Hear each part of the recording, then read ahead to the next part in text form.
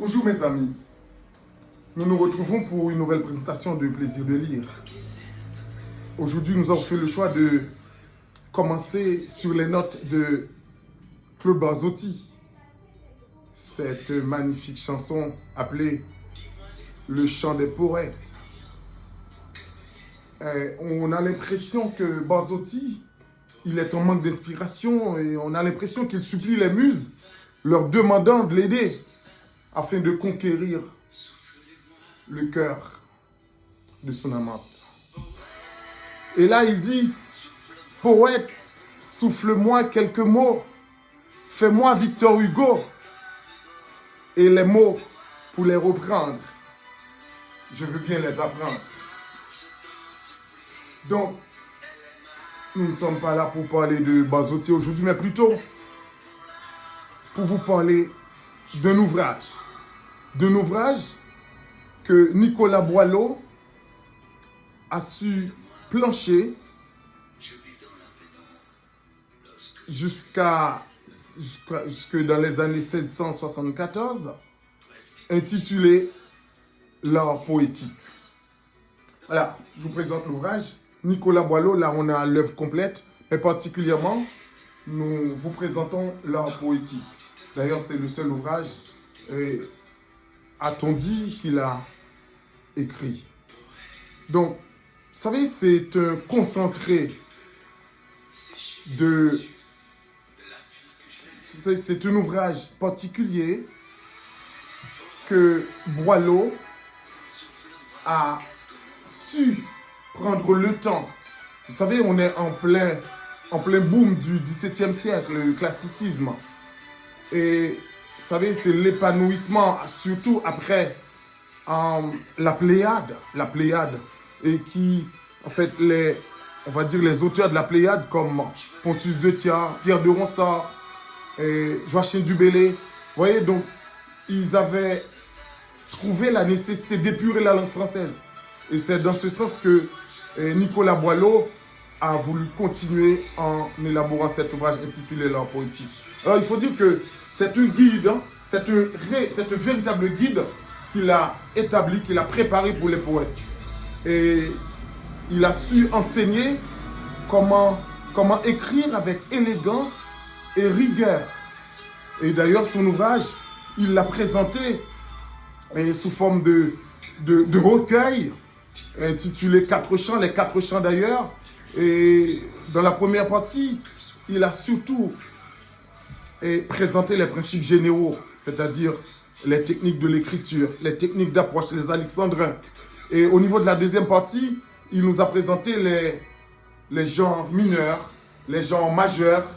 Et à la fin, il nous a surtout présenté des conseils qu'il a prodigués aux écrivains, notamment les poètes.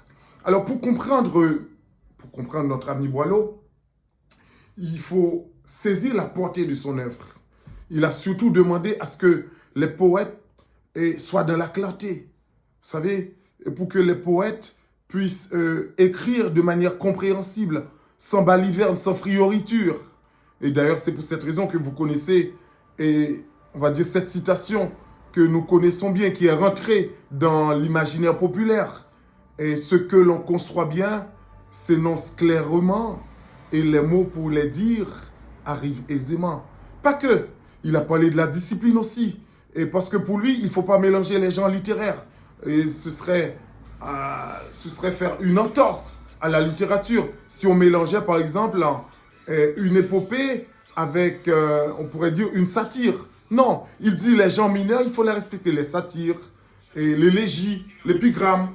Il a parlé aussi des tragédies, des comédies. Vous voyez, c'est assez intéressant. Et nous connaissons tous les autres genres littéraires comme le sonnet, les odes, les ballades, le lyrisme d'ailleurs, et j'en passe. Donc c'est assez vaste, hein, les différents genres littéraires.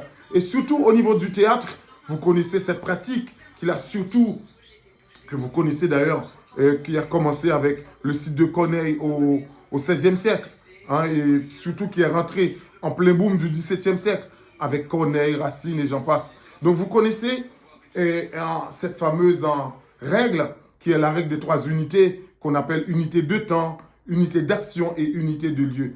Donc vous voyez, donc, ce sont toutes ces règles que notre ami Boileau a voulu, évidemment, que les poètes puissent s'y appréhender pour présenter un travail. Il faut dire que, avant tout, le poète, il doit plaire. Non seulement il doit plaire, il doit instruire.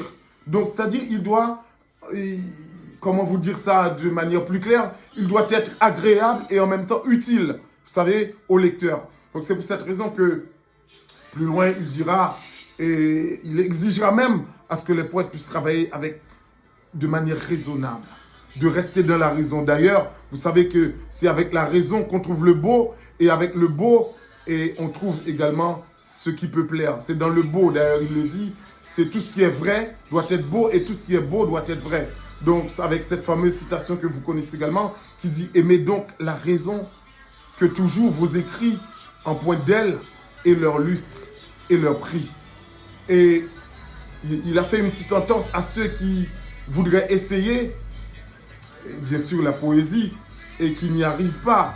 Il leur a fait comprendre qu'il ferait mieux d'être maçon si c'est votre métier. Alors, vous savez, la citation classique dit « Soyez plutôt maçon si c'est votre métier ».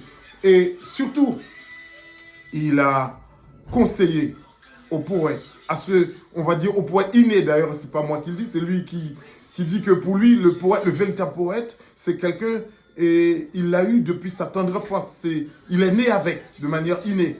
Donc, il les encourage de continuer, de travailler. C'est pour cette raison qu'il a élaboré également cette citation en 20 fois sur le métier. Remettez votre ouvrage, polissez-le sans cesse et le repolissez. Alors, nous allons terminer sur cette note, mais je tiens à vous dire que c'est très important. Il a su trouver son maître quelque part, mais en même temps, quelqu'un qui l'a admiré et qui a su comprendre ce que c'était le travail d'un poète. Pour lui, un poète, c'est au même titre qu'un architecte qui prend le temps de tracer un plan, d'élaborer un travail fini, un travail avec finesse, un travail avec grandiloquence. Et pour vous dire que Malherbe, François de Malherbe, alors là, quand il a lu Malherbe, il lui a dressé le tapis rouge.